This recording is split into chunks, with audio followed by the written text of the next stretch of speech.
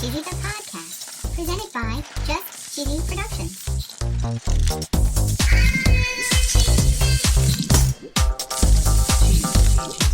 Hi there, I'm your host, Fondue. I'm Cheesy. In this week's episode, we're going to learn all about turkey and ham at Thanksgiving.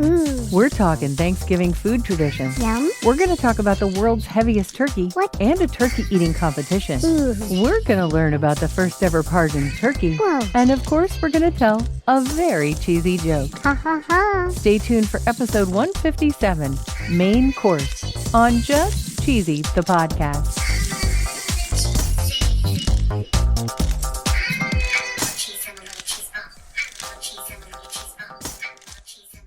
Did you know that November 14th was our third anniversary of Just Cheesy the podcast? 3 years. I know. It's hard to believe that Kraft hasn't come along and picked up our show and given us millions of dollars. Someone should. Right?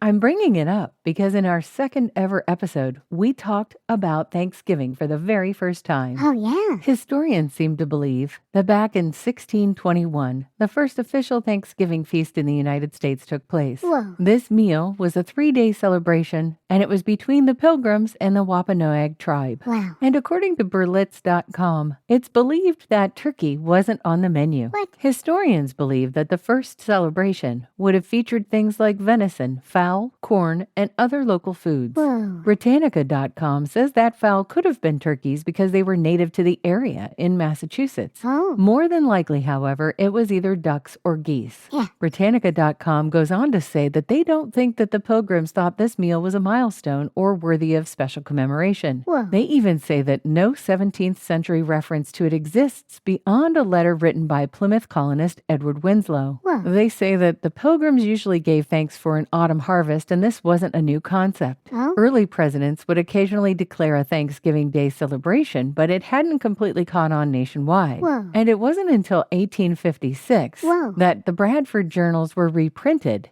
after being lost for a whole century. Holy cow. And they found a receptive audience with advocates who wanted Thanksgiving turned into a national holiday. Yeah. And according to BurgerFarms.com, it was in 1863 that Lincoln declared Thanksgiving a national holiday. Whoa. Because turkey is uniquely American. And Bradford wrote of how the colonists had hunted turkeys during the autumn of 1621, it was becoming pretty popular to have turkey. Wow. And they say there were more pragmatic reasons for eating turkey rather than chicken. Really? They say here that the birds are large enough that they can feed a full table of hungry family members. Oh, yeah. And unlike chickens or cows, they didn't serve much utilitarian purpose like laying eggs or making milk. There's also the thought that the Christmas Carol that was published in 1843 may have helped force along turkey's cause as a holiday delicacy. Whoa. Another reason could be that the bird was rather plentiful. Oh. According to Britannica.com, there were at least 10 million turkeys in America at the time of European contact. Holy cow. It's possible that another writer back in 1827, Sarah Josepha Hale, may have had a big role in Turkey for Thanksgiving. Really? Her novel, Northwood, had a whole chapter devoted to a description of a New England Thanksgiving with a roasted turkey placed at the head of the table. Turkey is not a sponsor. Nope. But if it was, the ad would go right here. Have you ever wanted to listen to the web? Yeah. Well, Newsly makes that possible. They do? They're an all-in-one audio super app for iOS and Android. Super app. You can listen to trending articles on the web on topics that you choose and get them read to you in a natural human voice. What kind of topics? Sports, Cheese? tech, business, science. Cheese? I'm sure there's even cheese. Yay. They even have an entire section for podcasts. Are we there? Of course we are. Ooh. It's one of my new favorite podcast apps. They even have digital radio. Holy cow. Just go to www.newsly.me to download it free. Whoa. Or use the link in the description. If you use the promo code CHEESY, that'll get you 1 month free premium subscription. Yay. Newsly. Now, back to the podcast.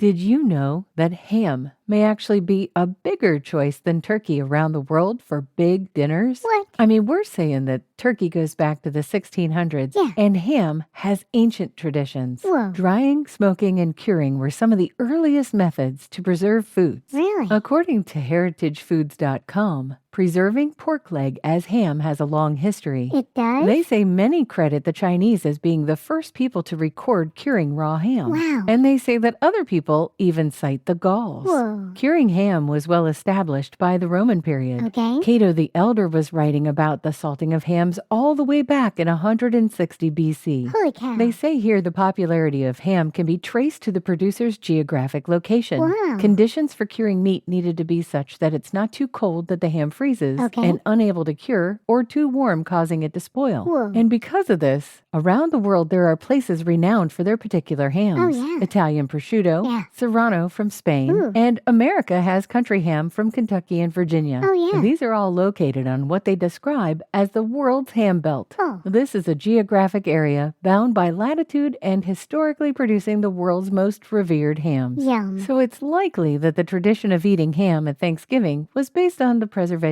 techniques. Yeah. HeritageFoods.com has some fun ham facts. Oh. They say that due to a Civil War surrender agreement, Virginia baked ham was given that name in order to insult the residents of Virginia. If you're from Virginia, tell us if that's true. Yeah. They claim here that some ham experts prefer ham made from the left leg of a pig, believing it to be more tender. What? They say this came about after observing that pigs scratch themselves with their right leg, Whoa. engaging those muscles more and deducing that the more muscled right leg would be tougher. Whoa. The website goes on to say that on the Apollo 13 mission, the crew managed to create a functioning CO2 filter out of duct tape and glazed ham. Whoa. According to GuinnessWorldRecords.com, in 1989, the largest turkey was recorded. Really? This is the greatest dressed weight of a turkey. It comes in at 86 pounds. Holy cow. The turkey's name was Tyson, Aw. and he was reared by Philip Cook of Laycroft Turkeys Limited in Peterborough, United Kingdom. Wow. And this turkey won the last annual heaviest turkey competition. Wow. And it was sold at auction for a record $6,692. Whoa. And if you think that's a lot, Yeah. you know, we normally hear about competitive eaters eating hot dogs. Oh, yeah, yeah. There's a competitive eater named Joey Chestnut. Okay. And he scarfed down 61 hot dogs in 10 minutes to win the Coney Island contest in 2014. Holy cow. But did you know he also won a turkey eating competition? He did? He was able to clean all the meat off a 20-pound turkey. Whoa. He ate a whopping 9.3 pounds of meat off the turkey. Holy cow. And this was in 10 minutes. Oh, my goodness. According to this Time magazine article, he devoured nearly twice as much meat in 10 minutes as the previous record holder, who put down 5.25 pounds of turkey. Whoa. Not a fan of having turkey at Thanksgiving for other reasons? Okay. Well, you'd be happy to know that USAtoday.com talks about the first ever presidential pardon of a turkey. Whoa. The words pardon and reprieve were used by the Washington Post in 1963 in an article saying that Kennedy said, "Let's keep him going," in regard to the turkey. Whoa. And it wasn't until 1989, with George H.W. Bush,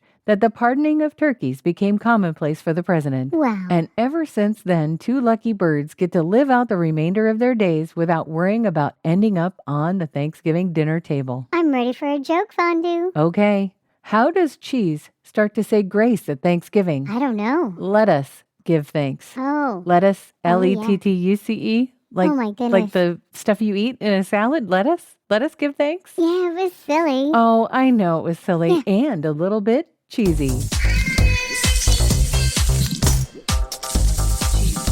Thanks for listening to Just Cheesy the Podcast, episode Main Course. Thank you. Join us next week in our second of our Thanksgiving episodes, talking all about Thanksgiving side dishes. And stay cheesy, everybody.